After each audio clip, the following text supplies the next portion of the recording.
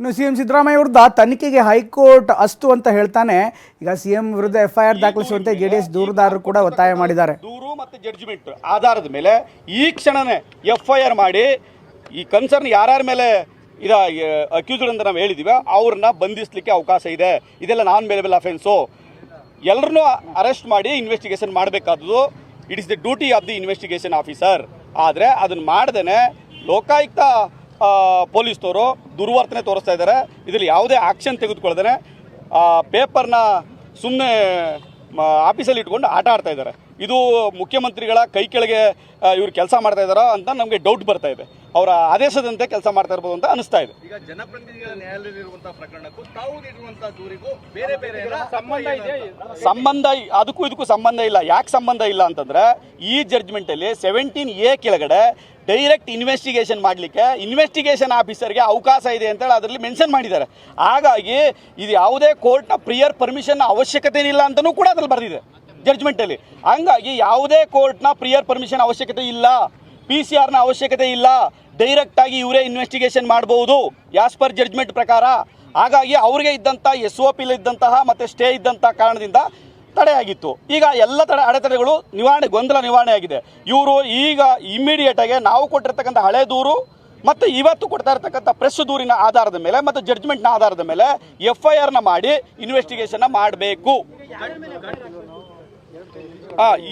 ಈ ಪ್ರಕರಣದಲ್ಲಿ ನಾವು ಆರೋಪಿತರು ಅಂತ ಮೆನ್ಷನ್ ಮಾಡಿರ್ತಕ್ಕಂಥದ್ದು ಸನ್ಮಾನ್ಯ ಶ್ರೀ ಮುಖ್ಯಮಂತ್ರಿಗಳಾದಂಥ ಸಿದ್ದರಾಮಯ್ಯನವರು, ಯತೀಂದ್ರ ಸಿದ್ದರಾಮಯ್ಯನವರು, ಪಾರ್ವತಮ್ಮ ಸಿದ್ದರಾಮಯ್ಯನವರು ಮತ್ತು ಮಲ್ಲಿಕಾರ್ಜುನ ಸ್ವಾಮಿಯವರು ಮತ್ತು ಇತರರು ಅಂತ ಸೇರಿಸಿದ್ವಿ. ಮತ್ತು ಇದ್ರ ಯಾರು ಇನ್ವಾಲ್ವ್ ಆಗಿದ್ದಾರೆ ಆಫೀಸರ್ಸು ಅವರನ್ನೂ ಒಳಗೊಂಡಂತೆ ಈ 5 ಜನಗಳ ಮೇಲೆ ಈ ಕ್ಷಣವೇ ತತ್ಕ್ಷಣವೇ ಪ್ರೈಮಾಪೆಸಿ ನಾವೇನು ಕಂಪ್ಲೇಂಟಲ್ಲಿ ಮೆನ್ಷನ್ ಮಾಡಿದ್ವಿ, ಇವರು 5 ಜನ ಮೇಲೆ ತತ್ಕ್ಷಣದಲ್ಲೇ FIR ರಿಜಿಸ್ಟರ್ ಆಗಬೇಕು. ಈ ಕ್ಷಣದಲ್ಲೇ ರಿಜಿಸ್ಟರ್ ಮಾಡಿ ಇವರು ಇನ್ವೆಸ್ಟಿಗೇಷನ್ ಸ್ಟಾರ್ಟ್ ಮಾಡಬೇಕು. ಯಾವುದೇ ದೂರನ್ನು ಕೊಟ್ಟಾಗ ನಾನು ಓದ್ತೀನಿ ನೋಡ್ತೀನಿ ಅಂತ ಆರಿಕೆ ಉತ್ತರ ಕೊಡ್ತಕ್ಕಂಥದ್ದು ಸಮಂಜಸವಾದದ್ದಲ್ಲ. ಯಾವುದೇ ಸ್ಟೇಷನ್ ಇರ್ಬೋದು, ನಾವು ಒಂದು ದೂರನ್ನು ಕೊಟ್ಟರೆ ಆ ದೂರಿನ ಮೇಲೆ ಇಮಿಡಿಯೇಟಾಗಿ ಕ್ರಮ ಕೈಗೊಳ್ಳಬೇಕಾದದ್ದು ಸ್ಟೇಷನ್ ಆಫೀಸರ್ನ ಕೆಲಸ. ಆ ಕೆಲಸವನ್ನು ಮಾಡದೆ ರಾಜಕೀಯ ಒತ್ತಡಕ್ಕೆ ಒಳಗಾಗಿದ್ದಾರೆ. ಇದ್ರ ಮೇಲೆ ಈ ಆಕ್ಷನ್ ಮೇಲೆ ಅದಕ್ಕೋಸ್ಕರನೇ ಬಂದಿರೋದು. ಇದ್ರ ಮೇಲೆ ನಾವು ರಿಟ್ ಹಾಕಿ ಡೈರೆಕ್ಷನ್ ಕೊಡಿಸ್ತೀವಿ. ನ್ಯಾಯಾಲಯದ ಕಂಪ್ಲೇಂಟ್ ರಿಸೀವ್ ಮಾಡಿದ್ದಾರೆ, ಕಂಪ್ಲೇಂಟ್ ಕಾಪಿ ಎಂಡಾಸ್ಮೆಂಟ್ ಕೊಟ್ಟಿದ್ದಾರೆ. ಆದರೆ ನನಗೆ ಅಕ್ನಾಲ್ಜ್ಮೆಂಟ್ ಕೊಟ್ಟಿದ್ದಾರೆ, ಅದಕ್ಕೆ ಯಾವುದೇ ಎಂಡಾಸ್ಮೆಂಟ್ ಕೊಟ್ಟಿಲ್ಲ. ಈ ಹಿಂದೆ ನಾನು ಕೊಟ್ಟಂತ 2 ದೂರುಗಳಿಗೂ ಕೂಡ ಎಂಡಾಸ್ಮೆಂಟ್ ಕೊಟ್ಟಿಲ್ಲ, ಜಸ್ಟ್ ಅಕ್ನಾಲ್ಜ್ಮೆಂಟ್ ಕೊಟ್ಟಿದ್ದಾರೆ. ರಿಸೀವ್ಡ್ ಅಂತ ಅಕ್ನಾಲ್ಜ್ಮೆಂಟ್ ಕೊಟ್ಟಿದ್ದಾರೆ ಹೊರತು ಯಾವುದೇ ಆಕ್ಷನ್ ತಗೊಂಡಿಲ್ಲ.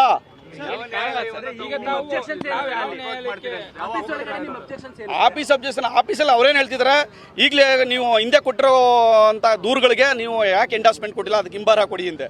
ಇಲ್ಲ ಇವಾಗ ಕೊಡೋಕ್ಕಾಗಲ್ಲ, ಅರ್ಧ ಗಂಟೆ ಕಾಯ್ತೀವಿ ಹಿಂದೆ. ಇಲ್ಲ ಇವಾಗ ಆಗಲ್ಲ, ಆಮೇಲೆ ಕೊಡ್ತೀವಿ ಅಂದರು. ನಮಗೆ ಕಳಿಸ್ತೀವಿ, ನಿಮ್ಗೆ ತಲುಪಿಸ್ತೀವಿ ಅಂದರು. ತಲುಪಿಸೋದಲ್ಲ, ನಾನು ಕೊಟ್ಟಿರ್ತಕ್ಕಂಥದ್ದು 31 ಜುಲೈನಲ್ಲಿ. ಈಗ ಆಲ್ರೆಡಿ 2.5 3 ತಿಂಗಳಾಗ್ತಾ ಇದೆ. ಇದುವರೆಗೆ ಯಾಕೆ ಕೊಟ್ಟಿಲ್ಲ ನೀವು? ನಾನು ಆಲ್ರೆಡಿ 2 ರಿಂದ 3 ಬಾರಿ ನಿಮ್ಮನ್ನು ಕೇಳಿದ್ದೀನಿ ಎಂಡಾಸ್ಮೆಂಟ್ ಕೊಡಿ ಅಂತ. ಯಾಕೆ ಹಿಂಬರಹ ಕೊಟ್ಟಿಲ್ಲ ಅಂತ ಕೇಳಿದ್ರೆ ನಮ್ಗೆ ಅಲ್ಲಿಂದ ಬಂದಿಲ್ಲ ಅಂತ ಆರಿಕೆ ಉತ್ತರ ಕೊಡ್ತಾರೆ. ಆಮೇಲೆ ನಾವು ಸ್ವಲ್ಪ ಗಲಾಟೆ ಮಾಡಿದ್ಮೇಲೆ ಏನು ಹೇಳ್ತಾರೆ, ಕೊಡಲೇಬೇಕು ನೀವು ಈವಾಗಲೇ ಅಂತ ಕೇಳಿದ್ರೆ ಕೂತ್ಕೊಳ್ಳಿ ಆಚೆ ಅರ್ಧ ಗಂಟೆ ಅಂತ ಹೇಳಿದ್ದಾರೆ. ನಾನು ಎಂಡಾಸ್ಮೆಂಟ್ ತಗೊಂಡು ಹೋಗಲೇಬೇಕು, ಜೊತೆಗೆ ಇದ್ರ ಮೇಲೆ FIR ಆಗಲೇಬೇಕು ಅಂತ ನಾನು ಡಿಮ್ಯಾಂಡ್ ಮಾಡ್ತಾ ಇದ್ದೀನಿ.